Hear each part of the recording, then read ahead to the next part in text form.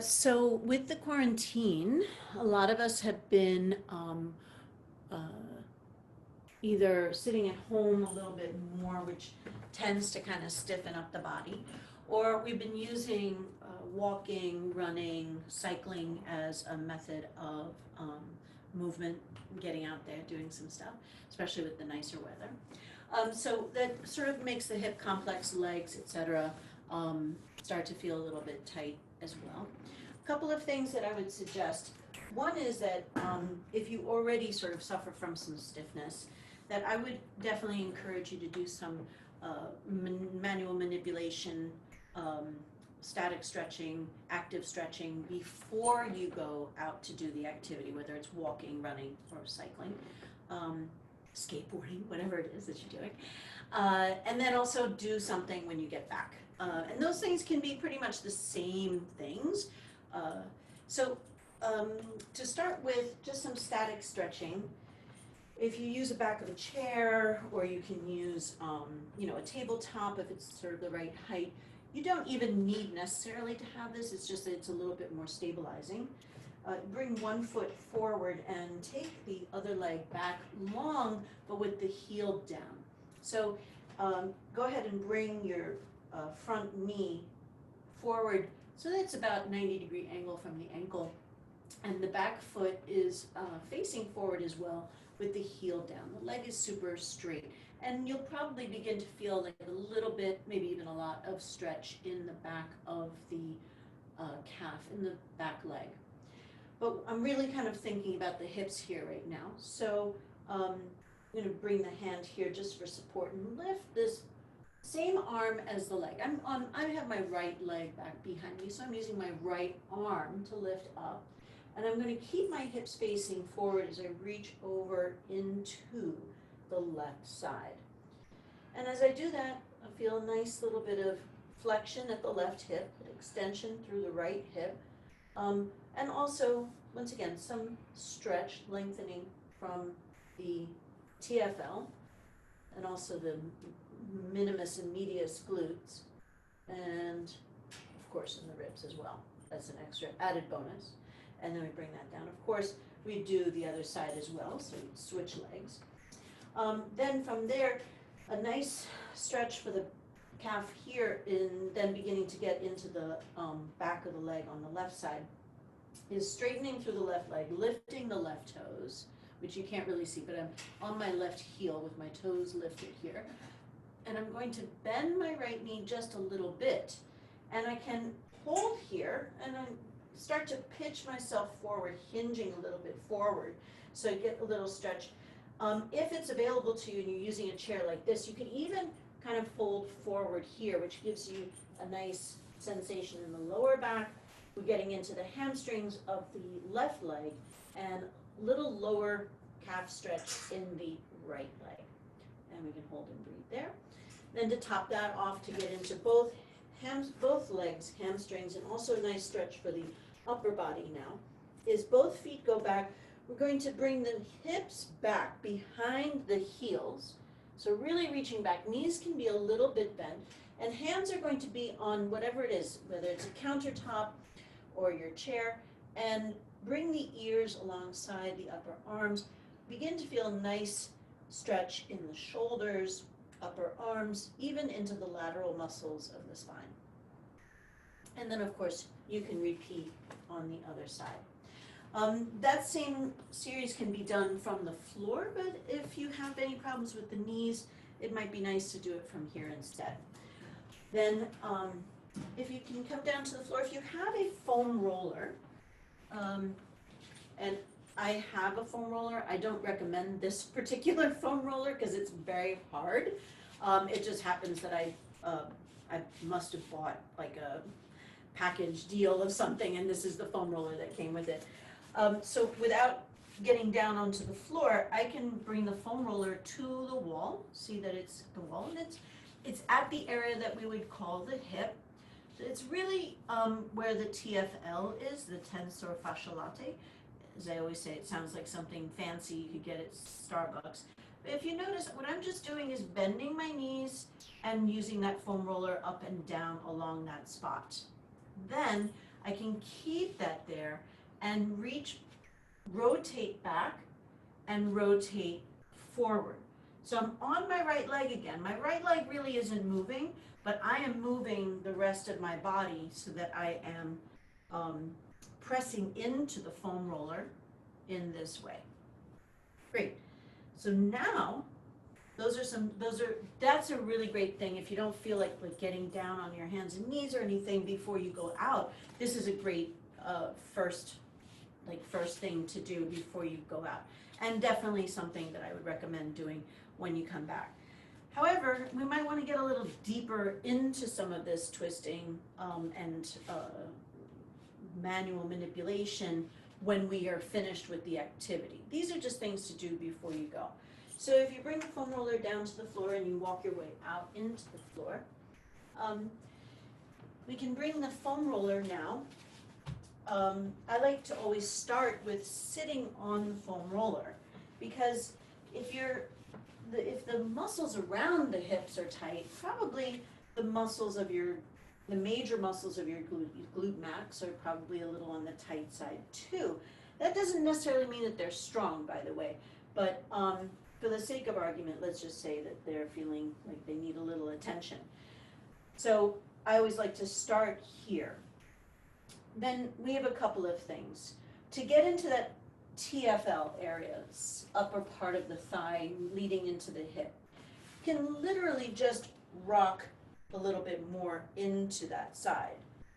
So once again, this could be like something to do before going out if you wanted to get down onto the floor, just to get that area warmed up. To get a little deeper into that, I'm using my left leg right now. So I'm going to extend my left leg and cross my right foot over and bring this foam roller right into the spot now. I'm really right in there. I'm going to go up and down, and I'm also going to go side to side. Now it's important to do both, because muscle tissue is multi-striated, means it has sort of many different levels and many different directions. So we can't just do up and down. We also have to do side to side, and even circular movement if that's available to you. Okay, so those are two things. Remember, one is just like a rocking movement, side to side, just going over as a little further than you normally would. And then the other one is taking the foot across with the leg straight and doing that from there. Okay, now another part that often is troublesome is known as the piriformis, which is not that far from the TFL. So let's take a quick look at that. I'm going to extend my right leg along and bring my left ankle across the right thigh, and then I'm going to re-bend my right foot, my right knee, and from here I'm going to rock into the side of my, really it's the outer edges of my glutes. So it's not quite as far over as the TFL, it's kind of in between. And I always think of it as like the princess and the pea, right? Despite the 100 mattresses, you can still feel that little spot. It's kind of like that. It feels pretty deep in there. It's like somebody has an almond or a walnut right there, and it's just right there. You won't miss it. You can't miss it. And it may feel more intense on one side to the other side, but this figure 4 with the foam roller is a great way to get into that spot, which may also be tight. It is typically pretty tight on people. Okay, so that's enough of the foam roller. A couple of things that you can do even without a foam roller. So if you don't have a foam roller, you probably should get one. But if you don't, let's start with just, once again, coming into that TFL area. I'm going to grab hold of the thighs from underneath and let the knees point upward and dangle the feet down. And I'm going to do a little gentle rocking motion from side to side. Now, starting off here, that's just a nice massage for the lower back. But if I go a little further to the side and then come back, and then a little further to the other side and come back, I might even come all the way to the floor. That's okay. You could definitely come all the way to the floor. You are there using the floor as a foam roller, right? So let's say you're out of town and you don't want to carry a foam roller with you, or you don't have one, you don't want to buy one, have a small apartment, don't want to keep a foam roller, that's okay. The floor can be your foam roller. Okay, that's an easy one.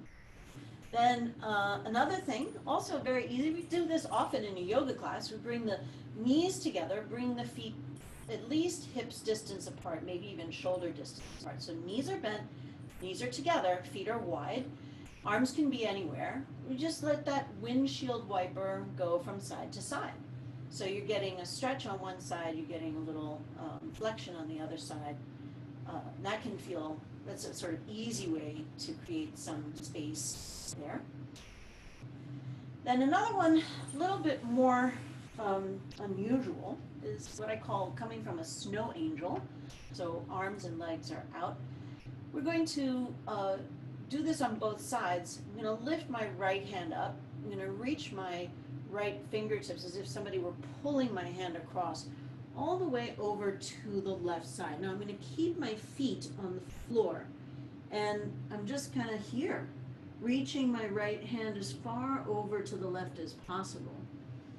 And that'll produce a certain nice stretch. Once again, kind of hitting that TFL on the left side. Then I want you to imagine that someone's pushing your hip down and you sort of flop back into your snow angel. Of course, we do the left side, right? So it's almost like someone's pulling you across using your thumb to reach over. And my left foot is going to stay on the floor, and just a really beautiful stretch. Going down from the fingertips down into the underarm on the left side, all the way down basically into the hip. And I'm going to let that feeling of the hip being pushed down as I flop back in. And we do the from the foot, so I'm going to lift my right foot up, guide the right toes over. I'm going to keep my shoulders on the floor here as I try to reach my right toe across to the floor. And once again, just this really big, like very profound, profuse stretch from the toes all the way into the small of the back. Then once again, kind of letting the hip press downward as you flop back into that snow angel. And of course you do the other side, letting the big toe reach over to the right side. I'm too close to the wall, but you get the idea. And once again, getting that nice big stretch, and then finally flopping back, right? Then a couple of other things. So you can roll to one side, provided that it feels okay to be on your knees. Which doesn't feel right for everybody. If you have a towel or a blanket, you can bring it underneath your knees. What you can do is take one foot back and take it across to the opposite side. Try to parallel your hips here and then gaze over the side of the shoulder to that foot that's behind you. So I've got my left foot behind me, looking over my right shoulder. And hold. It's a really nice static stretch here. If it's uncomfortable to be on your hands, first try to press into the whole palm, including the fingers. Or you can always come down onto your forearms and still do the same stretch. And of course you do the other side too. So from the side it looks like this. Take it back, out to the side, try to parallel the hips as much as possible, gaze over the shoulder to that opposite foot and hold. And you hold for as long. So typically with these kind of stretches, whether it's foam rolling or other kinds of stretches, you want to hold these for 3 to 6 breaths, 30 seconds up to 90 seconds, whatever feels like you're getting stuff done. Another way of doing a good stretch, and I often do this with people online, is sitting on the edge of the seat, extending legs long, taking one ankle to the opposite thigh, rebending, And you can just sit here, you can press down a little bit, you can lift the opposite arm up and reach over into the side. So just another way of getting into that piriformis, that whole hip complex. You can also do a forward fold here just to intensify the stretch at the hip, as long as that feels good for you. And of course, you do the other side. So those are some tips for legs, for legs, hip complex here. I hope that that's helpful. And stay safe out there. All right. Have a great day.